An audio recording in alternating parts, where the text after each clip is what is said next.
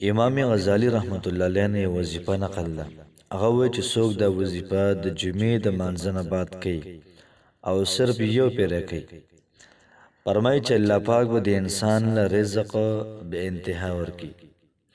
الله پاک به له مال او دولت دا ډیر زیات به انتها ورکي. یاد ساتئ چې دومره مال او دولت به الله پاک د غیب ورکي، د غیب تر انسان به وهم او ګمان کم نه وي. راځئ دا یو وظیفه ګورو. د جمعې د مانځه نه بعد دا کومه وظیفه ده؟ ستاسو به یو منټ هم نه لګي، تقریبا ستاسو به 30 سکند لګي او د خپل د ژوند معمولي ساز کوي، هر جمعه کوي ان شاء الله العزیز. ان شاء الله الله پاک بدل دومره رزق درکې، دومره بدل مال او دولت درکې چې تاسو به حیران شئ. بسم الله الرحمن الرحیم. شروع کوم د ډیر زیات بهون کی او د ډیر زیات مهربان رب په نوم باندې. السلام علیکم ورحمت الله وبرکاته. امید در کوم چې تاسو ټول به ټیک ټاک الله پاکم خوشاله آباد ساته. الله پاک دې زمونږ او تاسو ټول مسلې ختم کړي. الله پاک دې زمونږ او تاسو ټول حاجات د پوره کړي. څومره زمونږ رونه وي خویندې وي قرضداري دي دغه رنګ نه چا بل څه مسله وي، الله پاک دې ټول مسایل د ختم کړي او ښکلي د سکون فضا د الله پاک د قایمه کړي.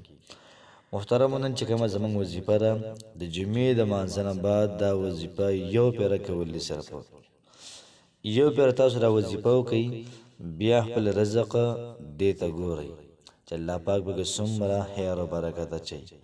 او یاد ساتئ چې دا قرآني اعمال دي او دغه رنګې د بزرګان دین نقل دي. څومره دا موږ سیوا وایو دومره به کې خوند او مزه او لذت او رزق او مال او دولت به کې ډېر زیات وي.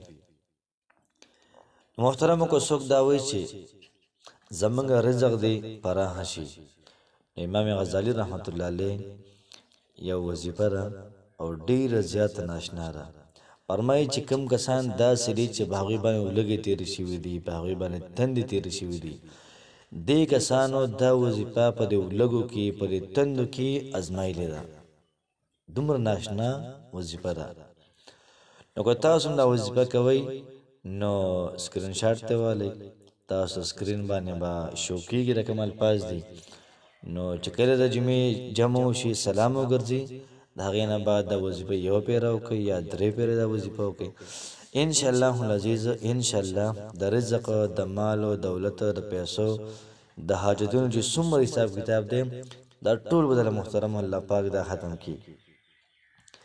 نن چې کومه زموږ وظیفه ده هغه داسې ده د جمعې په ورځ د جمعې د مانځه نه بعد صرف یو پیره یا 3 پیرې دا وظیفه تاسو لازماً په ژوند کې یو پیره خامخا وکړئ.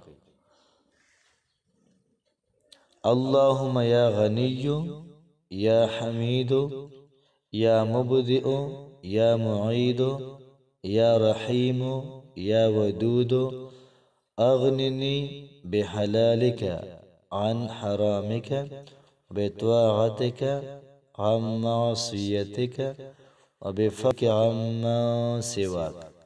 دا وظیفه دی یو پیرو کی یا دی 3 پیرو کی. ری سره سره بل وظیفه د بسم الله الرحمن الرحیم ده. فرمایي چې دومره تیزترین وظیفه بسم الله ده چې سلیمان علیه السلام په دور کې به دې ته اسم اعظم ویلې. د جمعې د مانځه نه بعد 3 پیرې وي او په خپل ګوتو باندې دم کوي.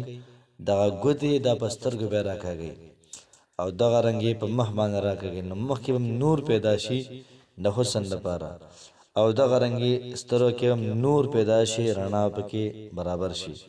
ورچا نظر کمزوري وي یا څوک داسې وي په زړه باندې ډېر زیات سخت وي نو په دې لاسونو دم کی او په سینې ځان لا راکاږي. ان شاء الله العزیز الله پاک بوله زړه نرم کی. او بل چې بسم الله الرحمن الرحیم کې لفظ رحمان دی او په دې کې الله پاک دا صفت د چې ټول خلق له رزق ورکوي. نتبم داسې شي چې د نور خلکو ته د رزق ورکولو جوګه او قابل بساز شي. نور خلکو سره امداد کې اچانه مغواړي نه. الله پاک دې زموږ او تاسو ټول حالات دا بهتر کی الله پاک مو انشاءالله آباد ساته. السلام علیکم ورحمت الله وبرکاته.